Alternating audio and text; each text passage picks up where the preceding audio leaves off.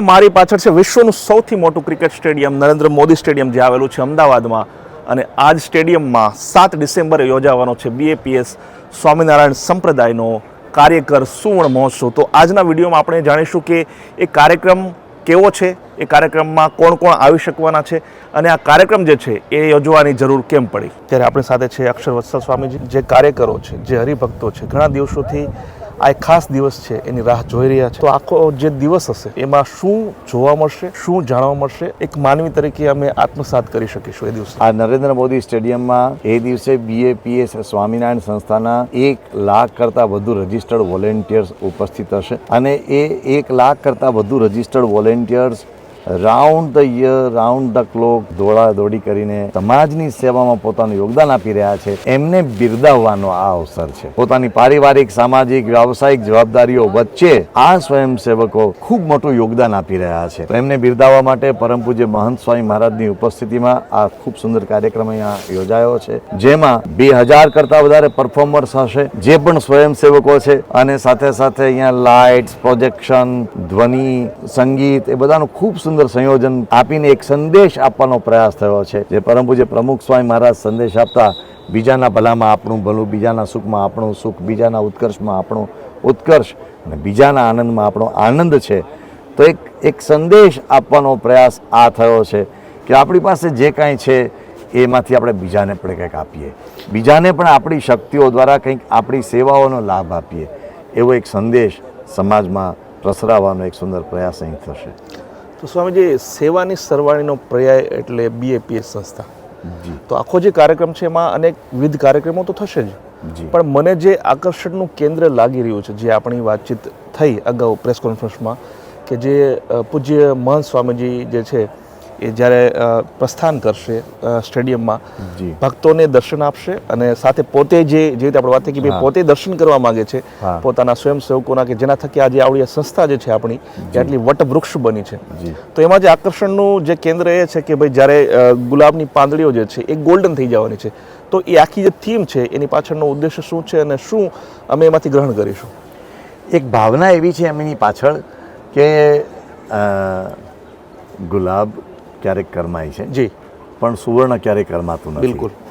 એટલે આ સ્વયંસેવકો એક ભાવનાથી, જેમ ગુલાબ એ ભગવાનના ચરણોમાં ચડે છે એટલે એ ભગવાનના ચરણોમાં સમર્પિત થવાની ભાવના સાથે અહીં આવ્યા, સમાજની સેવામાં સમર્પિત થવાની ભાવના સાથે આવ્યા, પણ એની ભાવના ચિરંતન બની ગઈ, એની ભાવના ક્યારેય ન કરમાય એવી બની ગઈ। એટલે એ ગુલાબની પાખડીઓ જાણે ગોલ્ડન થઈ જતી હોય એવો એક પ્રતિકાત્મક વિચાર એની પાછળ સમાવવામાં આવ્યો છે। તો મહંત સ્વામી મહારાજ એ જ્યારે પધારશે ત્યારે આખા સ્ટેડિયમમાં એક રાઉન્ડ દ્વારા એ પસાર થશે, એ રથ દ્વારા, ત્યારે એ જેમ જેમ પસાર થતા જશે તેમ તેમ પાંખડીઓ એ પરિવર્તિત થતી જશે, એટલે એમના સ્પર્શથી આ ભાવના એ ચિરંતન બનતી ગઈ છે તેવો એક સંદેશ તેની પાછળ સમાવવામાં આવ્યો છે। સ્વામીજી, એક નાનો સવાલ છે અને લગભગ દરેક હરિભક્તના મનનો પણ સવાલ હશે આ, કે આજે આ કાર્યક્રમ રહેવાનો છે તે 1 લાખ સ્વયંસેવકો માટેનો કાર્યક્રમ છે, પણ જે કરોડો જે હરિભક્તો છે, જે ભારત સહિત વિશ્વના અનેક વિવિધ દેશોમાં રહી રહ્યા છે, વસવાટ કરી રહ્યા છે, એમને પણ થોડો વસવસો તો રહેશે કે અમે આજે એક સારો કાર્યક્રમ છે એને અમે જોઈ નહીં શકીએ, ભલે આપણે ટીવીનું ઘણા બધા માધ્યમો છે, અમારું માધ્યમ છે, બીજા બધા ટીવીના માધ્યમ છે, તો એવા જે હરિભક્તો છે જેમના મનમાં થોડો ગમતો વસવસો છે, તો એમને શું તમે કહેશો? ના, એ જરાય નકારી શકાય એવી બાબત નથી, બધાને વસવસો તો સ્વાભાવિકપણે રહે જ, પરંતુ એક વસ્તુ અહીંયા ખાસ ઉલ્લેખવી જોઈએ કે આવા ખૂબ મોટા મોટા કાર્યક્રમો બીએપીએસ સ્વામિનારાયણ સંસ્થાએ કર્યા છે, ત્યારે આ સ્વયંસેવકો હાજર નથી હોતા, આ લોકો સેવામાં હોય છે, આ લોકો પડદા પાછળ હોય છે, કોઈ પાર્કિંગમાં હોય કે કોઈ નાની મોટી બીજી પ્રવૃત્તિમાં હોય છે। તો આ વખતે ઊંધું છે, આ સ્વયંસેવકો એ મુખ્ય પ્રેક્ષક ગણમાં છે અને હરિભક્તો ઘરે બેઠા, હરિભક્તો જ નહીં, આ બીએપીએસ સ્વામિનારાયણ સંસ્થા સાથે સંકળાયેલા, ભાવનાથી સંકળાયેલા દેશ વિદેશના લાખો લોકો એવા છે જે સ્વામિનારાયણ સંપ્રદાયના અનુયાયી નથી, કે બીએપીએસ સ્વામિનારાયણ સંસ્થાના અનુયાયી નથી, એ બધાને ભાવના છે કે અમારામાં જોડાવવું છે, પણ હવે આ એક બેઠક ક્ષમતાની પણ એક મર્યાદા છે, એટલે એને લક્ષ્યમાં રાખીને એ બધા જ લોકો ઘરે બેઠા આ કાર્યક્રમને લાઈવ વેબકાસ્ટિંગ કે લાઈવ ટેલિકાસ્ટિંગ દ્વારા માણશે। તો 7 ડિસેમ્બર 2024ના રોજ યોજાનારા એ કાર્યકર સુવર્ણ મહોત્સવમાં લગભગ 1800 જેટલી લાઇટથી આખું જે આ સ્ટેડિયમ છે તે લાઇટથી સજાવવામાં આવશે. આ ઉપરાંત 30 જેટલા પ્રોજેક્ટર અને 2000 જેટલા કાર્યકરો જે છે એ અલગ અલગ પરફોર્મન્સ આપશે. હવે દોસ્તો, એ જે કાર્યકર સુવર્ણ મહોત્સવ છે એમાં ઘણા બધા કાર્યક્રમો પણ થવાના છે. એનું રિહર્સલ અત્યારે પ્રેક્ટિસ જે છે ચાલી રહી છે નરેન્દ્ર મોદી સ્ટેડિયમમાં. ઘણા બધા બાળકો જે છે પ્રેક્ટિસ કરી રહ્યા છે. કોઈ ફૂલ બન્યું છે, કોઈ ફળ બન્યું છે, કોઈ બીજું અલગ અલગ વસ્તુઓ બન્યા છે. તો દોસ્તો, આખો જે આ કાર્યક્રમ છે એની રૂપરેખા શું રહેવાની છે, આ કાર્યક્રમમાં ખાસ આપણને શું જાણવા મળશે, શું જોવા મળશે અને શું આપણે એને આપણા દિલ દિમાગમાં ઉતારવાના છીએ, એ વિશે વાત કરવા માટે આપણી સાથે છે પૂજ્ય જ્ઞાનવત્સલ સ્વામીજી. કોઈ પણ કાર્યકર્તાના મનમાં એવું નથી કે મારી સેવાની નોંધ થાય. બરાબર છે. કોઈ પણ કાર્યકર્તાના મનમાં એવું નથી કે મારી સેવાનું સન્માન થાય. જી. એ નિસ્વાર્થ ભાવે કરે છે ને, એટલે જ અમારા ગુરુવરી મહંત સ્વામી મહારાજના હૃદયમાં આ ઈચ્છા પ્રગટી કે આપણે એમનું ભવ્ય સન્માન કરવું છે.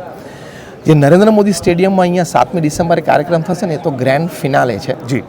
એક વર્ષ દરમિયાન અમારા કાર્યક્રમો ચાલ્યા છે, જેમાં કાર્યકર્તાઓનું અમારી સ્થાનિક સત્સંગ સભાઓમાં, સ્થાનિક રવિ સભાઓમાં હજારો હરિભક્તોની વચ્ચે પણ આ લોકોનું ખૂબ મોટું સન્માન થયેલું છે.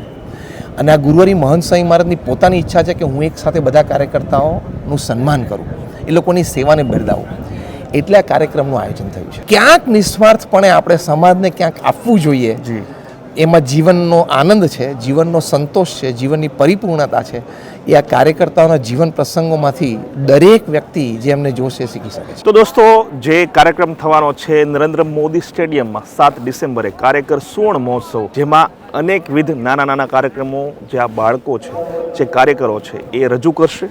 શું એ દિવસે થવાનું છે મેં તમને જણાવી દીધું. તો મને આશા છે કે આ વિડીયો તમને જરૂર પસંદ આવ્યો હશે અને જે અપડેટ આ જે કાર્યક્રમને લગતી આવશે એ પણ વિડીયોના માધ્યમથી હું તમને જણાવતો જઈશ. તો વિડીયોમાં બસ આટલું જ. જય જય ગરવી ગુજરાત. જય હિન્દ.